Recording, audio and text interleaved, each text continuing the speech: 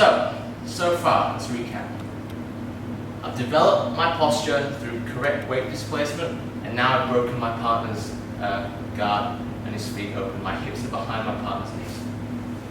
So now, from here, it's important to not frame on your partner. That means, as a white belt, if you find your hands touching the mat or touching not the important parts of your partner's body, okay?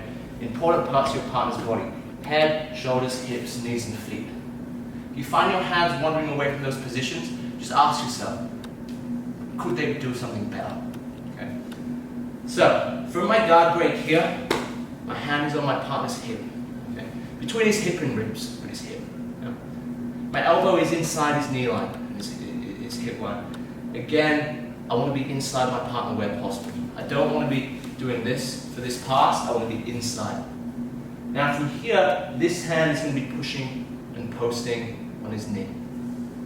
So, it's interesting I said pushing. Pushing isn't a thing that should be happening in Jiu-Jitsu. Pushing implies, firstly, there's an end to the move, but it also implies you're using small muscle groups to make things happen. Now if you're big and jacked, like James, that's an option. But if you're regular size, you want to try and avoid using small muscle groups, biceps, triceps, to make things happen. So when high-level Jiu-Jitsu guys, when they coach, say push sometimes, they never mean push. Okay?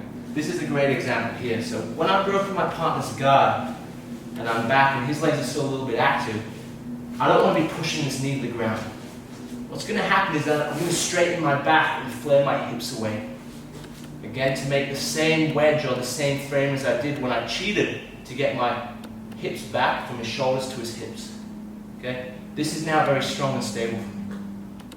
Your first and most basic guard pass from here is I'm going to bring my knee line inside and I'm going to shin cut over his hip, while I'm still maintaining my grip on his knee, my grip on his hip, my grip on his hip. From here, I'm going to swing for my underhook. I'm going to slide through, picking my partner's arm up and turning to our short base side control, which we'll look at later.